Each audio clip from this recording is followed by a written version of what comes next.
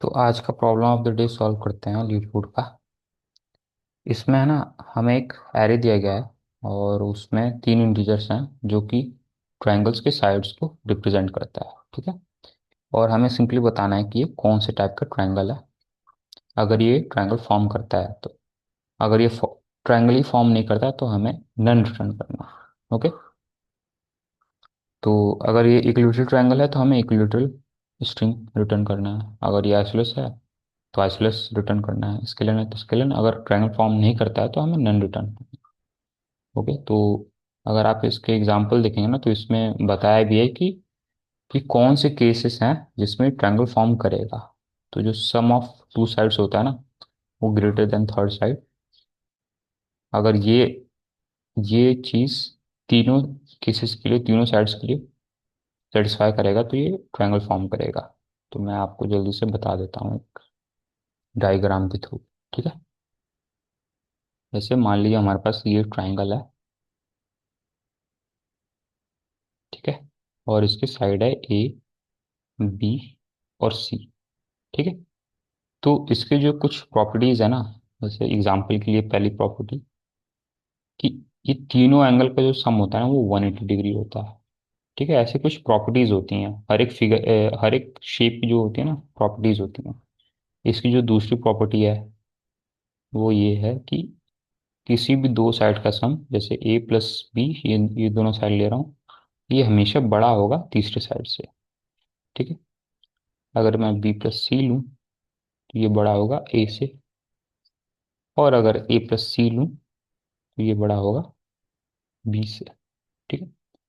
तो ये जो सेकंड प्रॉपर्टी है ना इसकी, कि किसी भी दो साइड का सम हमेशा तीसरे साइड से बड़ा होता है, इसी इसी प्रॉपर्टी का यूज करके ये प्रॉब्लम सॉल्व हो जाएगा। ओके। तो ये हमें सिर्फ फिगर आउट करने में हेल्प करेगा कि ये ट्रायंगल फॉर्म कर रहा है कि नहीं। अगर नहीं करेगा तो हमें नन रिटर्न करना है। नहीं तो फिर क्या करेंगे हम कि हम बस सिंपली चेक करेंगे, जैसे इक्विलेटरल के लिए, कि क्या ये तीनों साइड्स हैं इक्वल है कि नहीं। आइसोसेलेस के लिए बस चेक करेंगे कि ये दोनों इक्वल है कि नहीं, या फिर ये दोनों साइड्स इक्वल है कि नहीं, ऐसा कर। अगर ये दोनों सेटिस्फाई नहीं करेगा तो ये स्केलर ट्रायंगल होगा। अब मैं फटाक से आपको ये कोड करके दिखाऊंगा। ओके।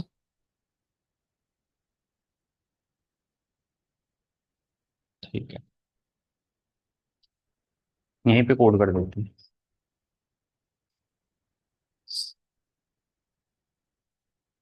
देखिए, मैं क्या करूंगा, सबसे पहले ना मैं इनको पहले एक वेरिएबल में डाल देता हूँ ताकि बार बार हमें ये नम्स ऑफ ये लिखना ना पड़े।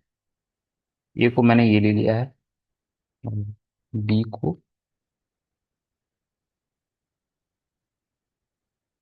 सेकंड एलिमेंट ले लेते हैं एंड सी को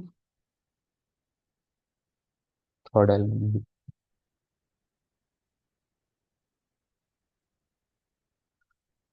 ठीक है।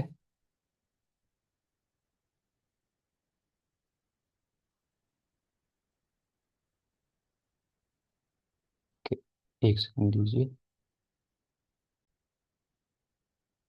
ओके। तो ये मैंने वेरिएबल्स ले ली थी। इसके बाद मैं क्या करूँगा, इनको तो चेक लगाऊंगा कि अगर A plus B is greater than C and B plus C is greater than A and A plus C is greater than B. ठीक है। ये चेक लगा दूंगा। उसके बाद मैं क्या करूँगा, क्योंकि ये तीनों केसेस ही बताएंगे कि ये मेरा ट्रायंगल फॉर्म करेगा कि नहीं। ठीक है।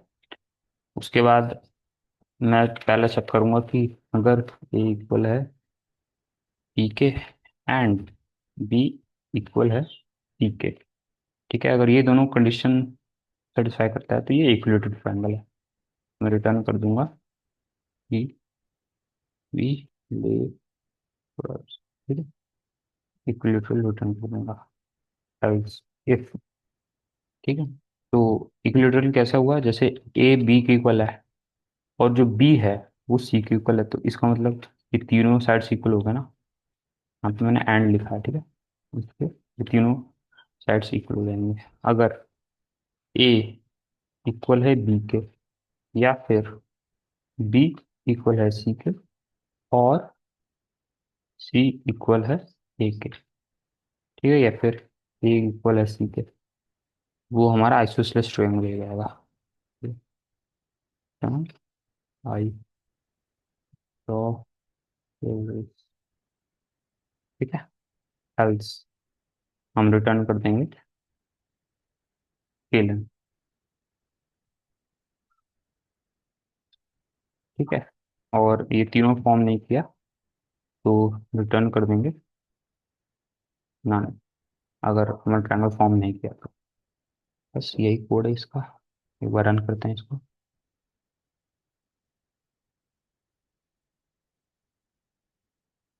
ठीक है, एक्सेप्ट हो रहा है। अब इसको सबमिट कर देते हैं।